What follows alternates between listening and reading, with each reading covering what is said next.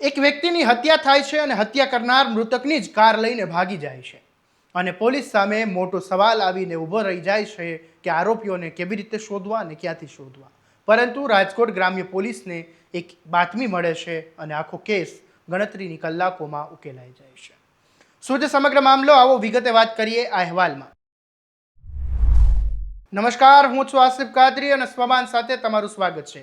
રાજકોટ જિલ્લાના લોધિકામાં એક હત્યા થાય છે અને હત્યાના કેસમાં રાજકોટ ગ્રામ્ય લોકલ ક્રાઇમ બ્રાન્ચ કાર્યવાહી કરે છે અને બે આરોપીઓને દબોચી લે છે। પોલીસે આરોપીઓને મૃતકની કાર લઈને જઈ રહ્યા હતા એ દરમિયાન પોલીસ એમને ઝડપી લે છે। પોલીસ તપાસ પ્રમાણે કોઈ અંગત અદાવતને લઈને બંને આરોપીઓએ મૃતક પર જીવલેણ હુમલો કર્યો હતો અને લાકડી અને બીજા હથિયાર વડે શરીરના અલગ અલગ ભાગે મૃતકને મારવામાં આવ્યું અને તેનું મોત થયું હતું। હત્યા થયા બાદ આરોપીઓ મૃતકની જ કાર લઈને ત્યાંથી ફરાર થઈ જાય છે।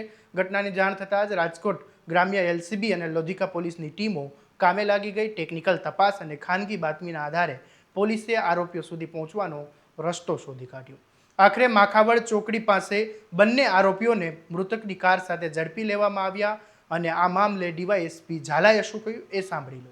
ગઈ તારીખ 5/7/2026 ના રોજ ફરિયાદીબેન રેખાબેન વાઇફ ઓફ ચિરાગભાઈ બગડા જાતે અનુજાતિ ઉવા છત્રી રે મેટોડાવાળા લોધિકા પોલીસ સ્ટેશન ખાતે રૂબરૂ આવેલા અને તેને ફરિયાદ જાહેર કરેલી કે તેના ભાઈ ભરતભાઈ રામજીભાઈ ડાંગર રે રાવકીવાળાને જે સાથે કામ કરતો બાસિતભાઈએ જણાવેલું કે આ કામેના આરોપી વિજય ઉર્ફે જીગો રમેશભાઈ ડાંગર, જિગ્નેશ ઉર્ફે કટ્ટી કેશુભાઈ બગડા રે રાવકીવાળાઓએ મારા ભાઈ ભરતને લાકડી તથા બીજા કોઈ હથિયાર વડે મારી મૃત્યુ નિપજાવેલું હોય, જે ગુનાના કામે તાત્કાલિક લોધિકા પોલીસ સ્ટેશન ખાતે બીએનએસ કલમ 103(1) 161(2) જીપીએ કલમ 135 મુજબ એફઆઈઆર રજીસ્ટર કરવામાં આવેલી હતી અને આ કામે રાજકોટ નાયબ પોલીસ મહાનિરીક્ષક શ્રી નિલીપરાય સાહેબ તથા રાજકોટ ગ્રામ્ય એસપી શ્રી વિજયસિંહ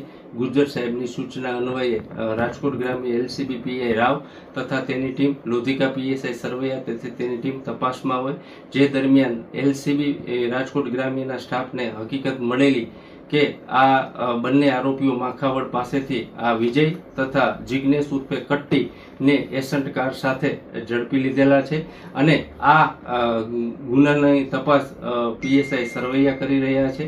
આ કામે બંને આરોપીઓએ આ ભરતને શરીરની અલગ અલગ જગ્યાએ લાકડી તથા બીજા હથિયાર વડે મારેલો હોય। ઝડપાયેલા આરોપીઓમાં વિજય ઉર્ફે જીવો ડાંગર અને જિગ્નેશ ઉર્ફે કટ્ટી બગડા નામના બે શખ્સોનો સમાવેશ થાય છે। પોલીસે તેમની પાસેથી મૃતકની કાર કબજે કરી અને વધુ કાર્યવાહી માટે તેમને લોધિકા પોલીસને સોંપી આપ્યા છે।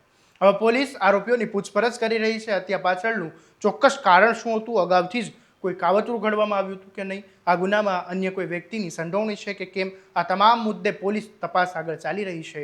હવે આ મામલે શું થાય છે તે જોવું રહ્યું। આવા દરેક અપડેટ માટે તમારા સ્વમાનને સબસ્ક્રાઇબ કરી દેજો અને આ વિડીયોને શેર કરવાનું ભૂલતા નહીં। નમસ્કાર।